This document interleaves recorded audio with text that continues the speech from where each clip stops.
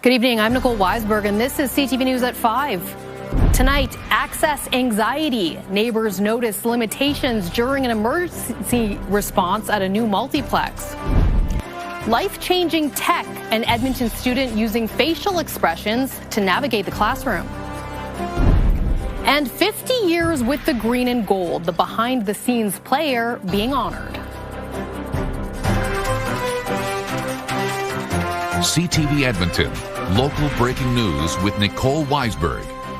People who live in a west central Edmonton neighborhood say some new builds are limiting access in emergencies. The concerns come after a call to a multiplex Monday. Paramedics left their stretcher away from the door ahead of a window well that violates building code. CTV's Jeremy Thompson reports. Every second counts in an emergency. Some people in the Grosvenor neighborhood worry precious seconds were lost Monday because paramedics couldn't get their stretcher to the door of a basement suite in this infill eight-plex. Not all of us agree with these large multiplexes, but something that I think everybody can agree on is that you're compliant. Community League VP Greg McDonald says the window wells on the sidewalks leading to the side entrances are not compliant with city bylaws. The city's design guide states they need to be flush with the sidewalk and covered with a hatch that can be walked on and easily opened from below. We need to have a lot of these investigated and brought up to compliance before we have a big emergency. Alberta Emergency Health Services tells CTV it safely transported the patient Monday evening, and staff did not report any obstructions that caused a delay or concern. Still, infill is a topic Councillor Reid Clark hears about often, including code compliance. This is really serious stuff, and it could be, a safety issue and a health issue for people who are living in these units, and maybe they don't even know it. The city reviews building applications to ensure designs meet zoning, building, and safety codes. A spokesperson tells CTV the city's fire rescue services team also reviews infill development applications to ensure entrances are located to accommodate firefighting equipment and emergency access. But designs aren't always built exactly as planned. Councillor Clark says the city wants to hear about violations, even if it's only a hunch. I think it's beyond fair for residents to say, hey, can you make sure that this is compliant? The city has confirmed its new coordinated construction accountability team is investigating the window wells. Meanwhile, the Grosvenor Community League is fielding complaints that go beyond this. This is basic building code stuff, and it's basic bylaw stuff that everyone should be aware of if they're a builder, and they should be compliant with it. In this case, McDonald says trimming the tin and covering the hole would do it. Jeremy Thompson, CTV News, Edmonton. The city would not disclose who built the property for privacy reasons. CTV News reached out to the company identified by Neighbours, but we have yet to receive a response. Well, the body of a worker who drove a crane truck off of a bridge near Grand Prairie has yet to be recovered. The crash happened around 9 a.m. Tuesday on Highway 40. RCMP say a large commercial vehicle went off the bridge and remains submerged in the Wapiti River. They say divers haven't been able to access the site because the current has been too strong. Occupational Health and Safety says the crane truck driver died. Federal OHS staff and police are investigating. Well, the federal government says it is carefully reviewing Alberta's new health regulations, allowing people to pay out of pocket for elective surgeries. Those include knee, hip, and cataract surgeries, gynecological surgeries, and minimally invasive general surgeries such as hernia repair. The regulations also allow surgeons to work in both the public and private systems. The government says those that do both will be required to work a minimum in the public system. That minimum will be dependent on the doctor. The Canadian Health Coalition calls this the worst violation it's seen of the Canada Health Act. The federal legislation ensures all Canadians have reasonable access to care without barriers. It opens things up to queue jumping, like massive amounts of queue jumping by people who have money or who are prepared to bankrupt their retirement to get the care they need because they're suffering. And it also opens up healthcare to U.S. insurance companies eventually.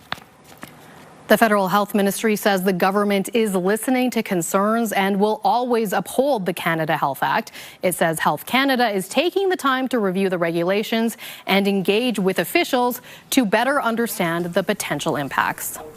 Well, the union that will soon represent Alberta health inspectors says the province's latest offer is unfair to some of those workers. Next month, hundreds of public health workers will be transferred out of Alberta Health Services, becoming government employees. They will be represented by the Alberta Union of Provincial Employees and must negotiate a transition agreement. The AUPE says the latest offer from the province will let some workers keep their current working conditions and pay, but not others. The union says the government has not offered rationale for this decision. Workers who have dedicated their lives to protecting Albertans in one capacity or other need to be considered. Their compensation cannot be reduced by a stroke of a pen. Their lives cannot be negatively impacted by arbitrary decisions. The AUPE says it has tabled a counteroffer. We've reached out to Primary and Preventative Health Services, and it says it is working on a response. The Canadian Mental Health Association is offering free courses to help people navigate changes to Alberta's disability support system.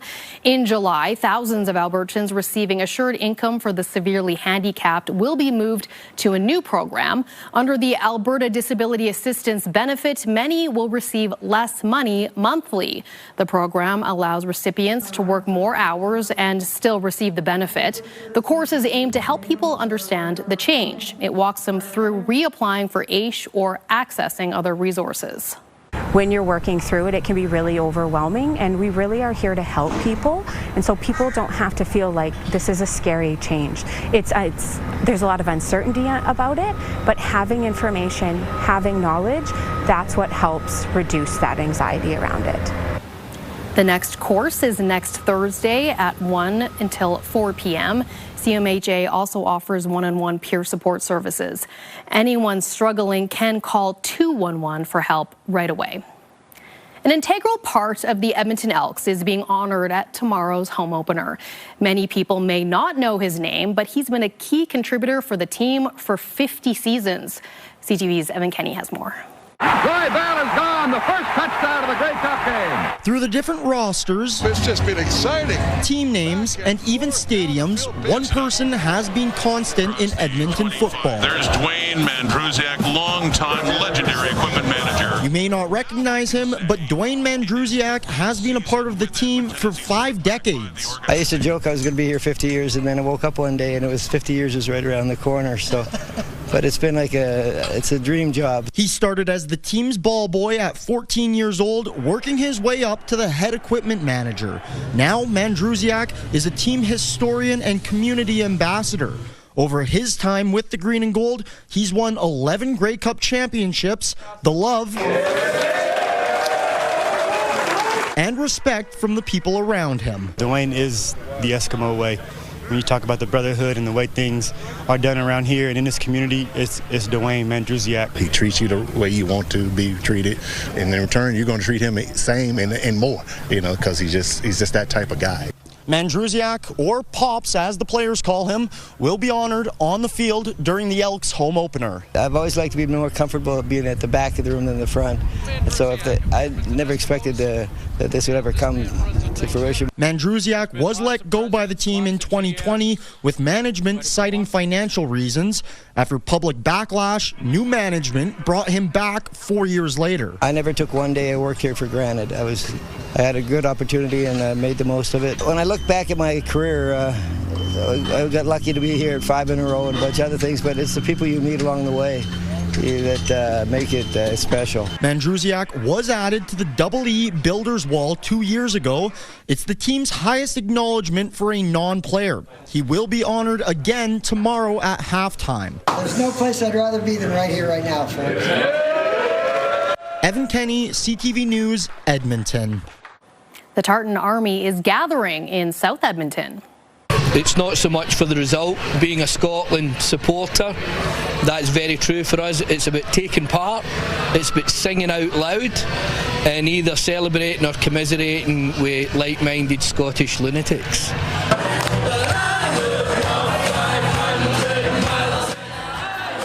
And sing they did. The Edmonton Scottish Society watch party tonight is sold out. Admission gets you a snack and a drink and a chance to win a Scotland kit.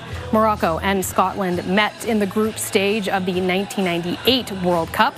That time, Morocco beat Scotland, but neither country advanced out of their group.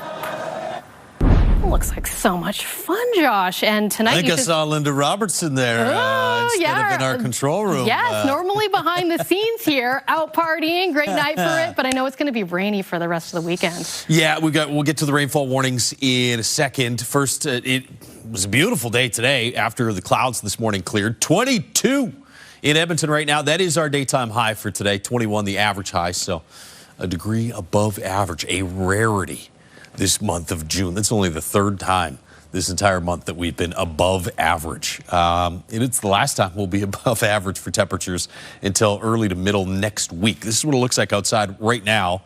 This shot is going to change dramatically over the course of the next 24 hours or so. Although, you see Commonwealth Stadium there, if you are headed to the Elks game, I think there's a chance it may just be cool, cloudy, and just kind of drizzly or scattered showers.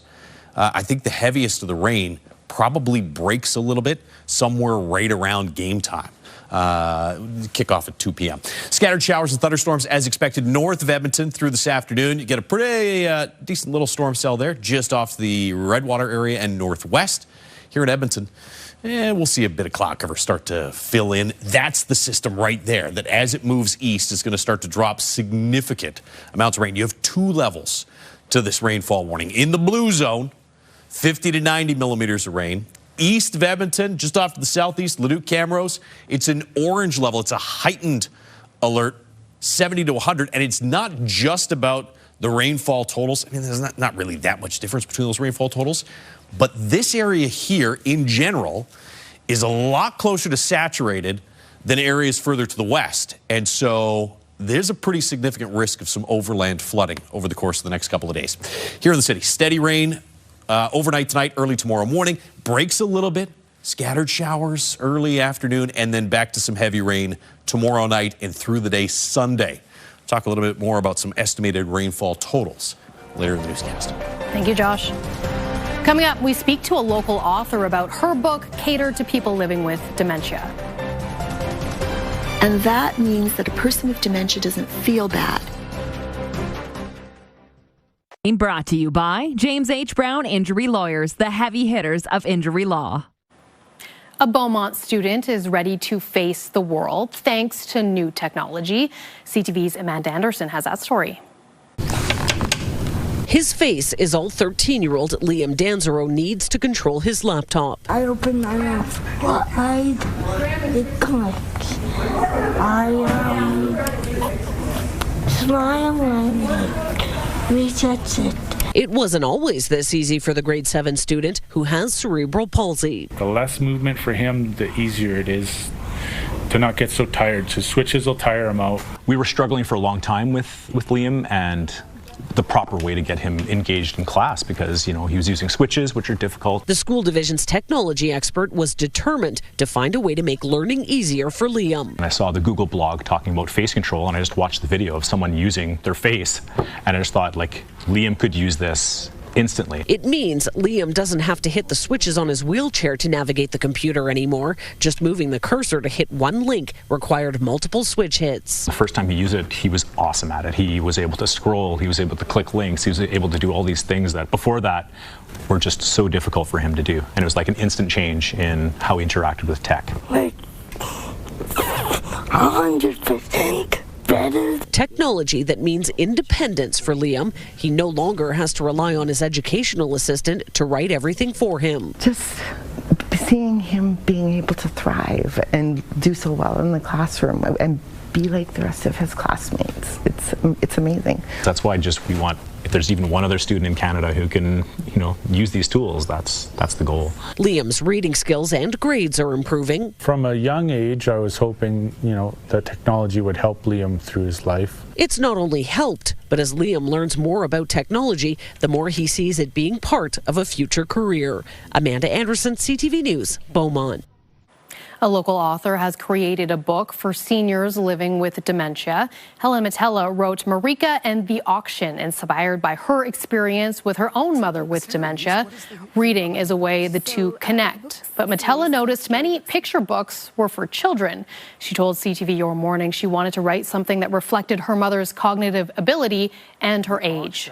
The whole premise is I don't expect her to say or do anything. I carry the conversation when I read her the book. I can tell side stories off the pictures, and that means that a person with dementia doesn't feel bad because they can't answer your question because their brain processor is slow. Matella has written 2 other books in this series and plans to write more.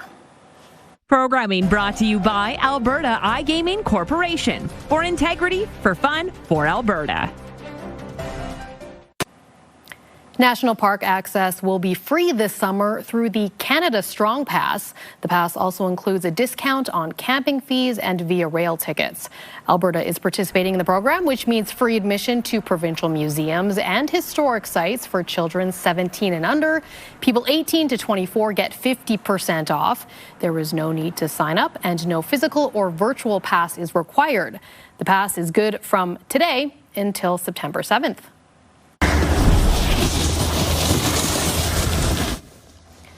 And you could actually use your Canada Strong Pass to hit the slopes. For the first time in 3 decades, 2 lifts at Sunshine Village are able to open for the summer. 7 runs and 3 terrain parks will also stay open. The Banff Ski Resort got more than 10 meters of snowfall throughout the regular season. It is definitely a summer ski experience, so the snow is softer. It's a little bit slushier. It is not March, midwinter ski vibes, but it's high après spring vibes. And we're going to have a DJ weekends on Saturday and Sunday, as well as on Canada Day. Summer skiing is free for anyone who has already bought next year's season's pass at Sunshine, and lift tickets are $80 otherwise. Never done that. No, I didn't even know that was an option, to be honest. It's interesting. Water skiing down your street this weekend. Oh, great. Maybe. Great. You remember how we started June? With a super soaker, right? Yeah. It was just poured for 2.5, 3 days. That's how we're going to end spring. Summer officially starts on Sunday. It is going to be a wet, soggy start to summer. 22 degrees right now as you look through the River Valley Skycam. Just mostly cloudy skies out there. We'll see that cloud cover continue to thicken up. It's nice to see some sunshine earlier today, but it's gone for a while now. 22, as we said, for the daytime high today. 8 for the low. Will be more like about 14 or 15 for a high tomorrow. It's 13 right now in Cold Lake, 21 in Red Deer, and 17 in Grand Prairie. There's the system that's going to come in our way. Right now, you're seeing some scattered showers and thunderstorms off to the north of the Edmonton region. I don't think we'll see any of that through the early evening. It's overnight tonight. This really starts to get going. Heavy, steady rain, likely overnight, early tomorrow morning. This is 3 p.m. Look, there's that chance of a bit of a break there, midday, early afternoon. Still some scattered showers in the area. Potential for maybe even a thunderstorm from around Edmonton off to the south. But the heaviest, steadiest through the afternoon tomorrow looks like it's going to be outside the city. And then it wraps back in Saturday night into Sunday morning. Continues pretty much all day Sunday. Starts to taper off a little bit late in the day Sunday. And then this low now looks like it's going to be a little slower than expected to move off to the east. And so watch Sunday night into Monday morning. That starts to wrap back through. It may not really stop raining until sometime midday Monday. There'll be stops and starts in and amongst the next 3 days. But, yeah, it's going to be a while before it starts to dry out once again. Heaviest rain by late tomorrow is going to be west of Edmonton. Heaviest rain Saturday night through Sunday is going to be off to the east and northeast. This bullseye here is a little further northeast than this orange level rainfall warning. As we said, in the blue zone, roughly 50 to 90 millimeters of rain. In the red zone, roughly 70 to 100. And the bigger concern there is not so much that you get more rain in that area, but given how just waterlogged the ground is, overland flooding, a serious concern in this area. And I think you may actually see this warning extended a little further east-northeast before the weekend is done. Temperatures tomorrow morning should be in the 8 to 11 degree range. Daytime highs across the north tomorrow, where you're out of the rain, mid to high teens. You get into the rain, and all of a sudden you're in the 9 or 10 range for Edson, Whitecourt 16, and Red Deer with a chance of some thunderstorms. That'll change over to some rain by late in the day tomorrow. Roughly 20 to 40 millimeters of rain tomorrow. Roughly 30 to 60 on Sunday. Gusty for both days, 15 and 13 for daytime highs. Still that chance of rain into Monday morning. And then it does warm up back into the low to mid 20s for a couple of days, Tuesday, Wednesday, Thursday of next week. Thank you, Josh. When we return, celebrating cultures and contributions for National Indigenous Peoples Day. It's showcasing Indigenous arts, it's showcasing Indigenous talent, and it really is economic reconciliation. CTV News at 5 continues.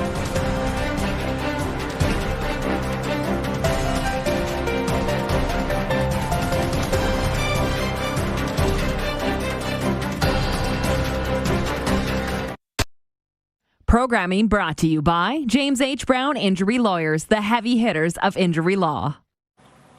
Many communities in our city started Indigenous Peoples Day celebrations early. Our Curtis Goodrum takes us to a few. A lineup of people waiting for a meal. Saskatoon berries. All of them coming together for an early celebration of National Indigenous Peoples Day at the Bissell Centre. Some elders say events like this brings people in the community closer together. When you bring honor into a place, you relate to them and you communicate. It tells them that they are valuable. A lot of people who come to us are coming in like sad situations, and we want to make sure that we're able to celebrate joy and health and wellness with everyone. At the River Cree, local artists are selling their goods. It's showcasing Indigenous arts, it's showcasing Indigenous talent, and it really is economic reconciliation. The artists here have a chance to reach a wide audience and share their perspectives. I hold this near and dear to my heart. A lot of my artwork does come from inspirations of Mother Earth and our Indigenous designs and teachings, but my artwork is actually meant for everybody to wear. Everybody was in learning mode at Nellie Carlson School. Students went to 8 different stations to discover different Indigenous cultures and practices. Our theme this year has been connection. So when we're talking about Indigenous Day, we're talking about all days. And it's important that everyone feels included and feels safe. What's been your favorite part about today? Going in the teepee. I really enjoyed the powwow dancing. I thought it was really interesting. I find it a really beautiful art form, and I think it's really neat. National Indigenous Peoples Day is on Sunday. Curtis Goodrum, CTV News, Edmonton. And that is our show. Thank you so much for watching. CTV News continues right now.